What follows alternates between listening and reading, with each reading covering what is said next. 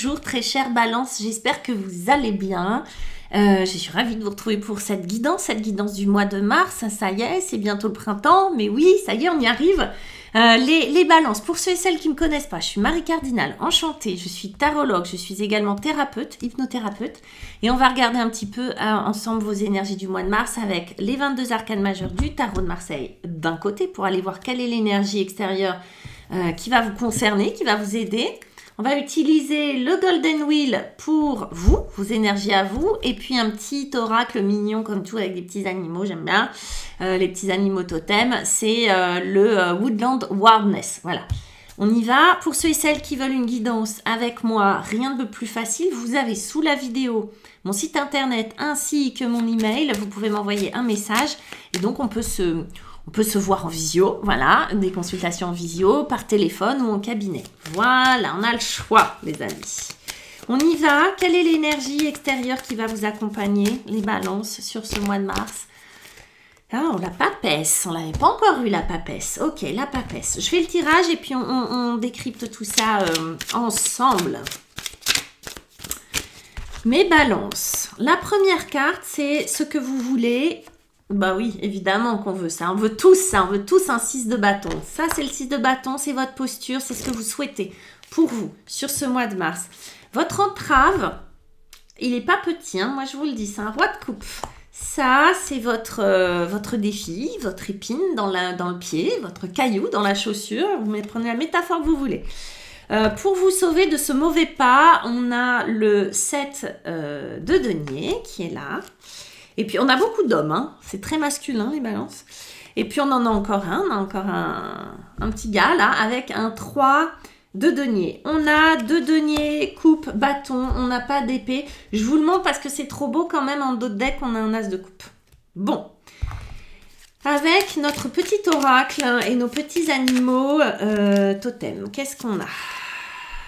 On a un bel oiseau. Je sais pas ce que c'est, parce que c'est écrit en anglais, d'accord? Donc, c'est une perdrix, je sais pas quoi. Je vais vous la montrer, ne vous inquiétez pas. On a l'anticipation. J'ai l'impression c'est un peu comme une perdrix, vous voyez? C'est donc l'anticipation avec ce 6 de bâton, avec ce roi de coupe. Donc, en obstacle, on a une libellule qui nous représente la balance, l'équilibre, d'accord? Avec ce roi de coupe. Avec ce 7 de denier, on a un petit écureuil avec la préparation. C'est mignon. Bah oui, préparation 7 de denier, ça paraît un petit peu logique. Là, je flex pour ceux qui ne connaissent pas. Je dis, ben oui, bien sûr, c'est évident. On y va. Et la dernière, on a une anguille avec la sécurité. D'accord? Le côté, je me mets en sécurité. Ok? Le côté, je me sauve. Je me sauve pour me mettre en sécurité. L'énergie qui va venir vous accompagner, c'est cette jolie papesse. Alors, vous m'excusez, mes cartes s'usent, mais bon, ce sont mes cartes. Donc, je les utilise beaucoup, elles s'usent. Mais on voit suffisamment ce qu'il y a là sur les genoux, c'est un livre. La papesse, c'est la numéro 2. Son énergie première à la papesse, c'est l'accumulation. Parce que c'est un chiffre 2. On la voit peu souvent de cette manière-là. On passe tout de suite au côté intuitif, c'est vrai.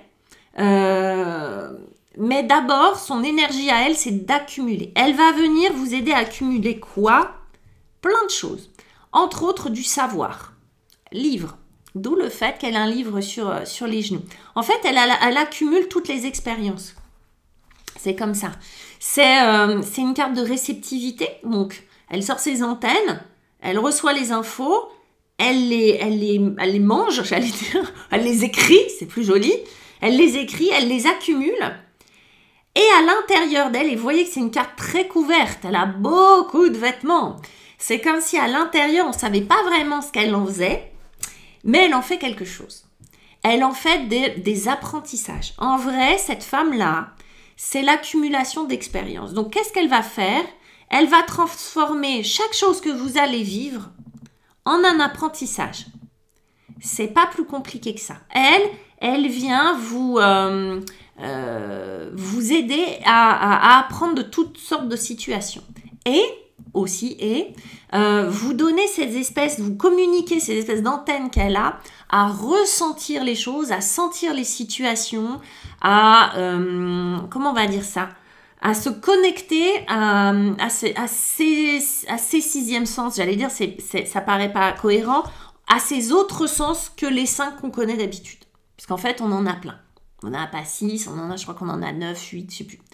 Plus que ça même. Elle se connecte à tous ses sens pour sentir, deviner les choses. C'est aussi quelqu'un qui va vraiment vous inspirer dans le sens spirituel du terme. D'accord ? Elle peut vraiment vous donner de grandes fulgurances, de très beaux éclairages, une grande douceur dans la façon d'appréhender les situations. Et surtout, c'est quelqu'un aussi qui va vous aider à vous préserver. Pour ça, tout à l'heure, on a l'anguille avec le côté se préserver, échapper à des situations. La papesse, c'est une des cartes qui vient vous aider à vous protéger. Vous voyez, à rentrer dans sa coquille. C'est pour ça qu'elle est très couverte, elle a presque une armure. Je veux dire, elle est... voilà. Ce que vous voulez, en parlant d'armure, mais vous êtes ambitieux les balances. Vous voulez crâner. Non, je rigole. Vous voulez la victoire. Le 6 de bâton, c'est vraiment la victoire après une bataille. Quelle a été votre bataille ? Et de quoi vous voulez être victorieux ou victorieuse? C'est la question que je vous pose, parce que ça, c'est vraiment ce que vous souhaitez.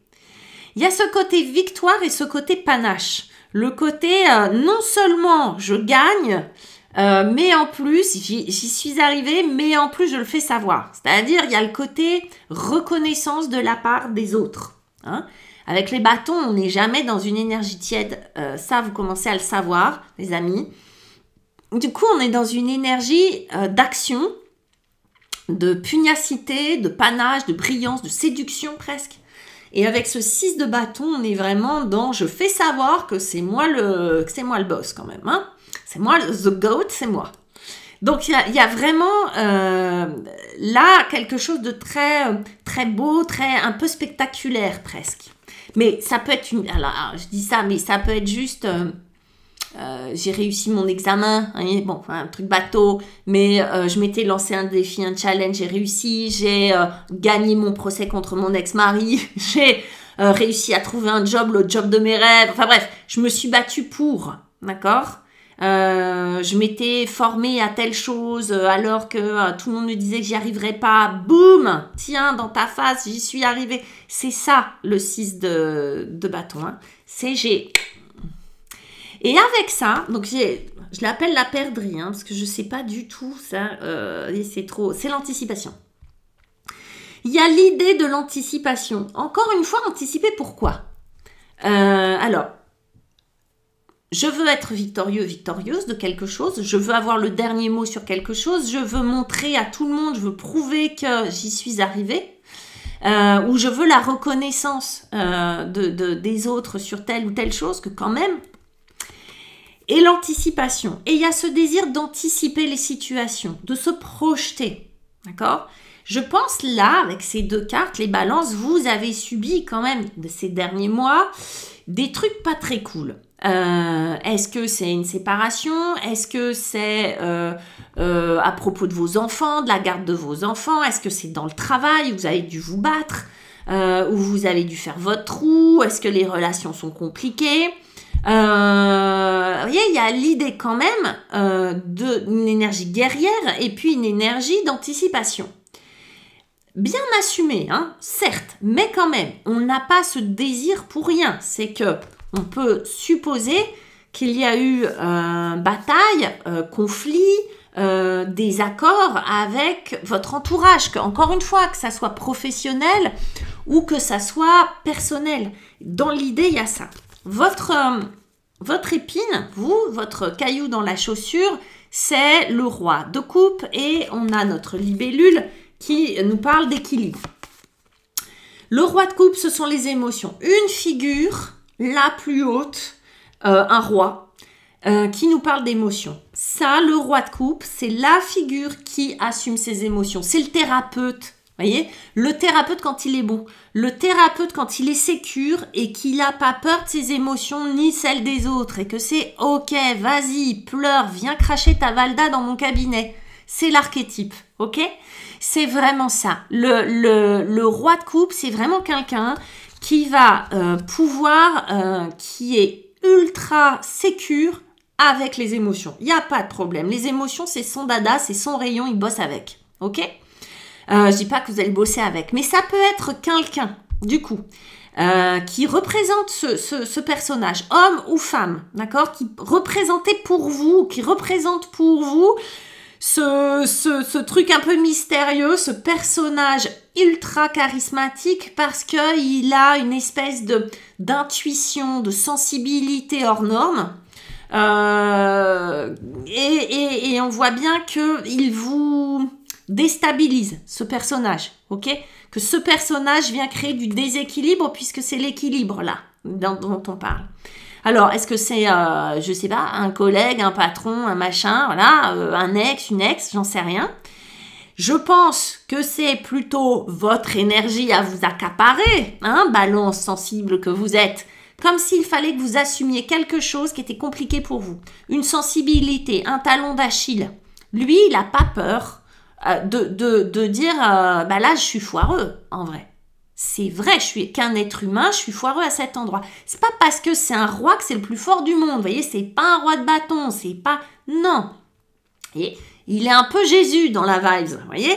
C'est un peu, ouais, ok, je suis qu'un mec, ou je suis qu'une nana. Donc, mais c'est pas grave, en vrai. C'est chouette aussi d'être un être humain avec toutes ses failles et ses fragilités. De toute façon, on va pas pouvoir les esquiver, ce truc-là. Il est temps d'assumer ça. Donc, c'est cette partie-là de vous qui toque à la porte et qui vous fait peur. Peut-être que vous avez peur avec cette papesse, que vous avez peur de vos émotions, qu'il y a des émotions qui vous effraient, que vous avez de l'intuition, une sensibilité qui vous fout la trouille.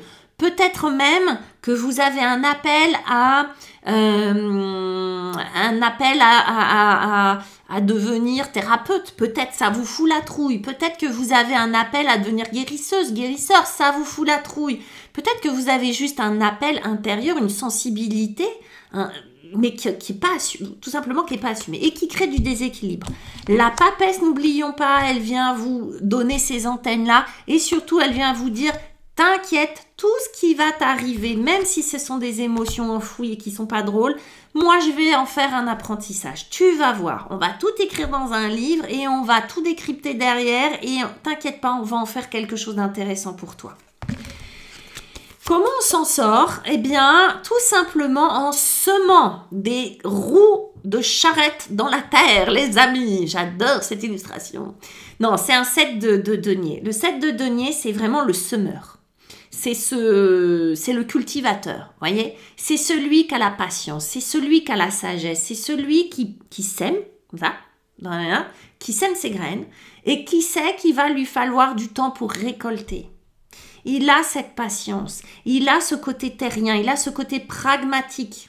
Donc, ce qui va vous aider dans cette un peu de tempête émotionnelle, parce que là, tagada, tu m'étonnes que vous voulez être fort et anticiper, parce que dedans, il y a une insécurité, il y a une trouille par rapport à cette émotion-là. Du coup, il y a besoin d'anticiper, il y a besoin d'avoir ce panache, il y a besoin de gagner quelque chose, peut-être de la confiance. Et on vous dit, c'est en semant. Semant quoi? Pierre par pierre, des actes, poser des choses, je vais aller voir un thérapeute, je vais mettre de l'ordre dans mes papiers, je vais rappeler quelqu'un que j'ai pas vu depuis longtemps mais que j'aime beaucoup et ça va me faire du bien, je vais aller faire du sport, je vais aller me faire un massage. Oui, vous semez dans le concret peut-être des petites choses, des graines, mais qui vont créer un terrain, qui vont plus tard pousser, donner ses fruits. C'est ce qu'elle vous indique, la papesse. On accumule, on n'est pas pressé, on se protège. Et puis en plus, avec ça, on a l'idée de l'accumulation de l'écureuil qui vient accumuler des... C'est quoi? C'est la préparation. Oui, la préparation, on a... l'anticipation, on a vraiment se préparer, se faire ses réserves, semer ses graines, vous voyez toutes ces métaphores-là qui sont liées à des choses très concrètes, au denier, donc à des choses très concrètes pour pouvoir avancer, pour pouvoir obtenir ce que vous voulez, c'est-à-dire la reconnaissance, la victoire, le panache, la confiance. Ok, la confiance, retrouver confiance en soi. Je pense que c'est quelque chose qui tourne autour de ça, les balances. Alors, pas forcément dans tous les domaines, mais parfois on a très confiance en soi dans son travail parce qu'on le connaît par cœur. Et là, tu peux me poser toutes les questions que tu veux, j'ai pas peur. Et puis, il y a un domaine dans lequel on patauge totalement. Et c'est peut-être à cet endroit-là, dans cet endroit-là que vous avez besoin de retrouver confiance. Peut-être que vous vous trouvez plus assez aimable, j'en sais rien, ce genre de choses. Ça nous donne quoi? C'est très beau parce que c'est un 3 de denier. Et ce 3 de denier, vous voyez quelqu'un, un jeune homme qui travaille à son chef-d'œuvre. Oh, c'est vous le chef-d'œuvre, les balances, c'est vous. Le chef-d'œuvre, c'est vous.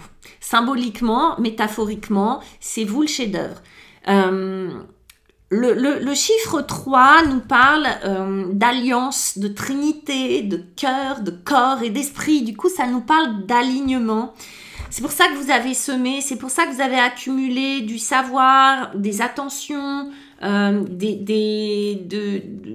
de choses, que vous vous êtes protégé, que vous avez créé un petit nid, que ça soit à l'intérieur ou extérieur dans la matière, mais que vous avez créé la situation idéale dans laquelle vous alliez pouvoir vivre cet alignement, que vous avez préparé le terrain pour pouvoir vous aligner et accorder chaque part de vous. On pourrait parler des chakras, je parle de cœur, corps, esprit, mais c'est la même chose, voyez, pour pouvoir se réconcilier avec Pépère quand même, qui a beau être hyper sympathique quand même dans son trône là, il vous pose problème pour recréer l'équilibre. Vous voyez, l'alignement de la libellule, c'est quand même très